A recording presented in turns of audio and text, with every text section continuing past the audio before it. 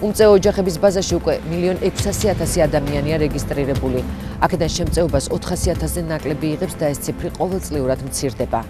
რამდენად სამართლიანია სახელმწიფოს სოციალური პოლიტიკა, რომელიც საკუთარი მოსახლეობის მიმართ შემწყნარებლური მხოლოდ არჩევნების წინ ხდება. ჩვენი ჟურნალისტი ცოტნე გეგეჭკორი გურიაში ჩავიდა, სადაც მას შემზარავის სურათი დახვდა. მობზანდით მეც მწვენია რომ მიგიყვანოთ, მაგრამ რა ვქნა ჩემი გაჭირება მაგმე. მობზანდით 2010 წლის მე აქადება. დამერთო დახში წერვართ ყველი ავანტყოფი ბული, ქმარი და მე და აგერ პატარა იგი მაგ ფეჩი მიდგან აგერეთ პატარა ოთახი აგერა. სოციალური დახმარება მომიხსნე მდიდარი ხარო.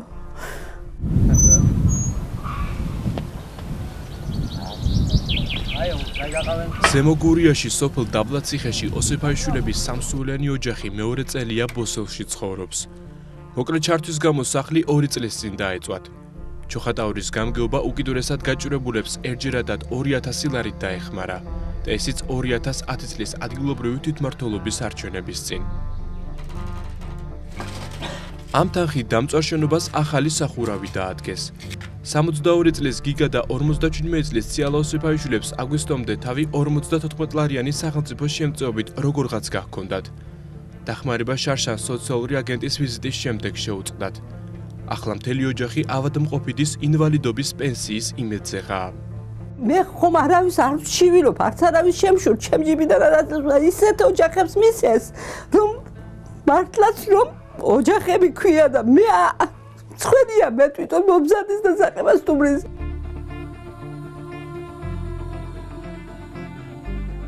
ოსეფაიშვილები ეჭობენ, რომ სახელმწიფოს შემწეობის მოხსნის მიზეზი ეს 30 წლის რენო შეიძლება გამხდარიყო.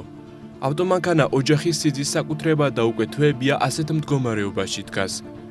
შემწეობის აღდგენის მოთხოვნით სოციალური მომსახურების სააგენტოს უკვე 2-ჯერ მიმართეს, თუმცა უშედეგოდ.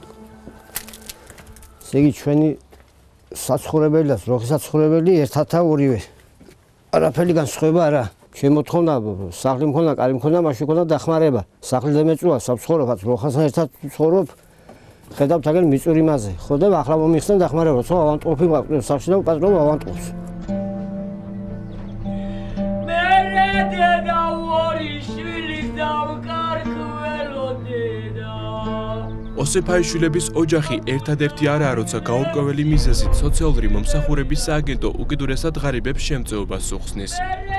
შარშან აგვისტოში ჩოხატაურში დახმარების გარეშე მძიმე ავადმყოფი 90 წლის შურა მეფარეშვილი დარჩა. მოხუც დაქვეითებული ჰქონდა სმენა, მხედველობა და მეტყველების უნარი. მისი ერთადერთი შემოსავალი პენსია და შემწეობა იყო. აღარ ჰყავდა ოჯახის მარჩენალი, შვილი 1 წლის წინ დაიღუპა. ამის მიუხედავად სოცანგენტმა 90 წლის ქალბატონს შემწეობასთან ერთად სადაზღვეო პოლიციც გააუქმა. შურა მეფარეშვილი გასულ კვირას გარდაიცვალა. რა იყო აქ იმხელა ქულის მისაცემი, რა ვეშით მოიმასქნა, რა ქვია, მოიხიბლა ოჯახში, თუ სიღარიბით მოიხიბლა. ეს მაინტერესებს, მეტი არაფერი გამცეს პასუხი. ის 30 ლარი ჩემთვის ფული იყო, რომ ორთავ წამალს მაინც ყიდულობდი ჩემ საცოდავ დედას.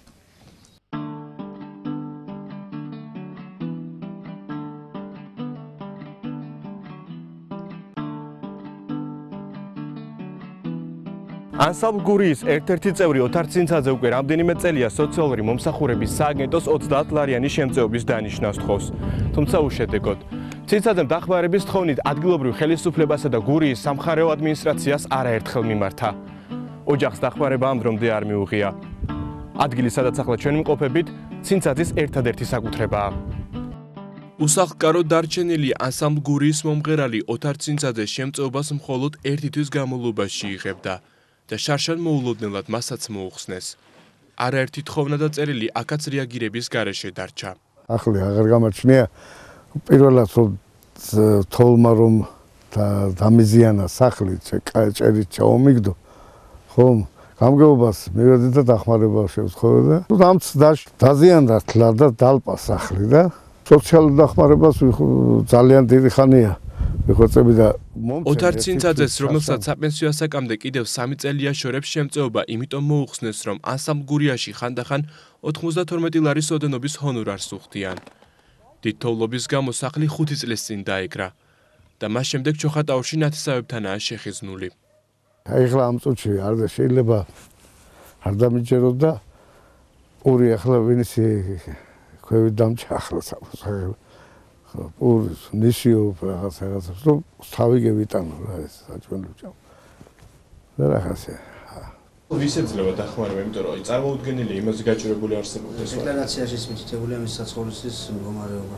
იყო განხილვაც იყო და მივეთის კომენტარის გაკეთების კვლევა სამწუხაროდ არა პროგრამა ადამიანის მიერ შექმნილია, ხო? და ამაზეც საუბრობენ რომ აქ გაქრული ხარვეზე დახმა. მეტი ნამდვილად არ ვიცი. ილია კილასონიამ ჩოხატაურის სოციალური მომსახურების ცენტრის მთავარმა სპეციალისტმა მეტი განმარტება აღარ მოგვცა. ის ამბობს, რომ სოციალურად დაუცველ ოჯახთა სარეიტინგო ქულებს რაიონული ცენტრიდან განგზავნილი მონაცემების მიხედვით თბილისში ადგენენ. საპირისპიროს აცხადებს ადგილობრივი მოსახლეობა. მათ აქვთ ეჭვი, რომ შემწეობის მოხსნის მიზნით სააგენტო ოჯახების სარეიტინგო ქულებს ხელოვნურად ზრდის. ეს ყველაფერი კი იმისთვის კეთდება, რომ უახლოებული არჩევნებისათვის ქულებს ისევ დაწევენ და ამით მოსახლეობის გულს მოიგებენ. სოციალური მომსახურების სააგენტოს ჩოხატაურის წარმომადგენლობის ოფისში ეს პლაკატი დაგვხვდა გაკრული. ოჯახში მე და დედაჩემი ვართ, ვარდო პენსიონერია დედაჩემიც. და მეტი არანაირი შემოსავალი არა. დაახლოებით მაგალითად ახლა 60 ლარი სამალი ახლა 10 წლის მანძილზე უკვე ნაღები.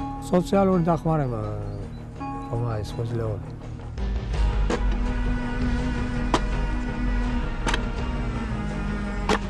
დათო ჯინჭარაძე ტრაგიკულმა შემთხვევამ ინვალიდის ეტლს 18 წლის წინ მიაჯაჭვა. 1994 წელს სოფელ მზიანში მეზობლების ოჯახს აყაჩაღებდნენ და დასახმარებლად მისულს ტყვია ხერხემალში მოხვდა. საარსებო შემწეობას რამდენიმე წლის განმავლობაში იღებდა, სანამ ამერიკიდან ერთჯერადი მკურნალობისათვის დახმარებას მიიღებდა. დღეს 41 წლის დათო პენსიონერ დედასთან ერთად ბედის ანაბარაა მიტოვებული. ჩემმა ნათესამ გამომიცამლა ამერიკიდან დახმარება საქველმოქმედო საღვთელოებიდან. ხო და $5,000. ხო და ის ხო გამოსდა კომპიუტერში. მომიყრენ დახმარება. წევიდა აი ბაღანი იმკურნალა სიმფეროპოლში $5,000. ხო და მე ვიდე სახლში. დამთავრდა იფული. აწი რა ვქნა მე? რადგან აი ფული მოგივიდა, შენ არ გაგუნდის აი დახმარება ვიცხავ მომხმარე ყოლია შენ. თუ ეს იცი 100 ლარის წამალი უნდა კუჭის მოქმედების. მისი პენსია გევიდა, ჩემი პენსია დავშა 100 ლარი. ჭამა გვინდა, სმაი გვინდა, ბიჭო რაცხა მინდა, ხო გინდა ბიჭო რაცხა არსებობა. ღმერთს მადლობა, რომ მე დიდება უფასო იმასად მოთმინების უნარი. ძალიან დიდი, იმის ადგილზე იცი ზოგიერთი ბაღანი იცი მასი არ მიიქცეოდა. არ თხოვლობს აფერს. რასაც მივცემ, ჭამს, რასაც არ მივცემ და ქია გაჭირებული. ხო. ჭამა არ უნდა იმას განსაკუთრებული, აფერი არ უნდა, წამალი არ უნდა, ვიტამინები არ უნდა, აფერი არ უნდა. გამარჯობა შენ. გამარჯობა. შარშან ანალოგიური პრობლემა სოციალური უზრუნველყოფის სააგენტოსთან ბერიძეების ოჯახსაც შეექმნა. სოციალურად დაუცველ ოჯახს სტატუსი იმ მიზეზით მოუხსნეს, რომ აპლასტიური ანემიით დაავადებული გიორგი ბერიძე ნათესავების დახმარებით იტალიაში სამკურნალოდ იმყოფებოდა. თებერვალში ბათუმში ბერიძეებს პრეზიდენტი სააკაშვილი ესტუმრა და სოციალური მომსახურების სააგენტოს უსამართლო პოლიტიკა მკაცრად გააკრიტიკა.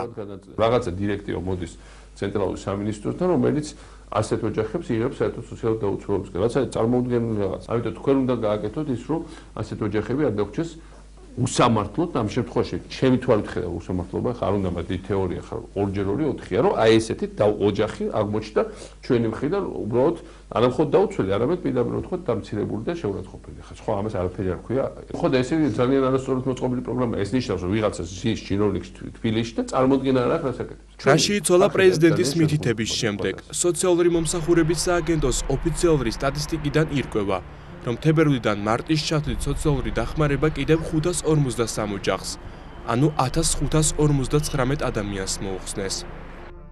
სტატისტიკის მიხედვით ბოლო 1 წლის განმავლობაში სოციალური შემწეობის გარეშე 18593 ოჯახი 46616 ადამიანი დარჩა. მხოლოდ გურიაში 2011 წელს ყოველთვიურად სოციალურად დაუცველთა ერთიან სიას საშუალოდ 100 ოჯახი აკლდებოდა. შემწეობის მიმღებ ოჯახთა რაოდენობის შემცირების ტენდენცია 2012 წლის განმავლობაში შენარჩუნებულია. 100 ოჯახი თუ ცირდება ყოველთვიურად. დაახლოებით. გამიჭირდება საერთოდ პასუხისგაცემა მაგას.